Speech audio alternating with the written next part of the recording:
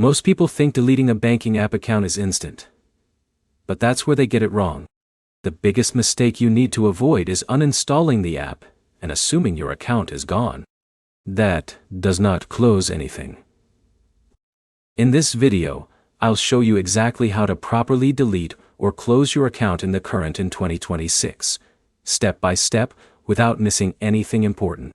Let's start with the truth most people don't realize. Deleting the app from your phone does not close your bank account. Your money, data, and transactions still exist on the system. That's why proper closure is required. Now here's the first step you should always take. Before closing anything, make sure your balance is zero or transferred out. If you still have money in your account, move it to another bank or withdraw it completely. Alex once tried to close his account without doing this and got stuck in pending transfer delays for days. Now here's where it gets interesting. Many users forget about linked services. If your current account is connected to subscriptions, direct deposits, or payment apps, you need to update those first. Otherwise, payments may fail after closure. Next step is canceling any active features. This includes overdraft features, savings tools, or any pending transfers.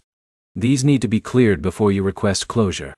Now, let's talk about the actual deletion process. Inside the current app, go to Settings or Account Management. Look for an option like Close Account or Account Support. If you cannot find it directly, you may need to contact customer support through chat or email. But here's the problem most people face. They expect a one-click delete button. In reality, financial apps are required to follow verification steps. That means identity confirmation, security checks, and final approval before closing your account. In a minute, I'll explain what happens after you submit the closure request, so you know exactly what to expect. Once you submit the request, the support team usually reviews your account. This can take a short time depending on pending transactions. During this stage, your account may be temporarily restricted. Now here's what happens after closure. You will receive confirmation that your account is closed. At that point, your login will stop working, and your data access becomes limited according to banking regulations. John went through this process and noticed it took a couple of business days for everything to fully finalize. That is completely normal. So let's summarize the key steps. First, clear your balance. Second, remove linked payments. Third, cancel active features. Fourth, request closure through the app or support. Finally, wait for confirmation.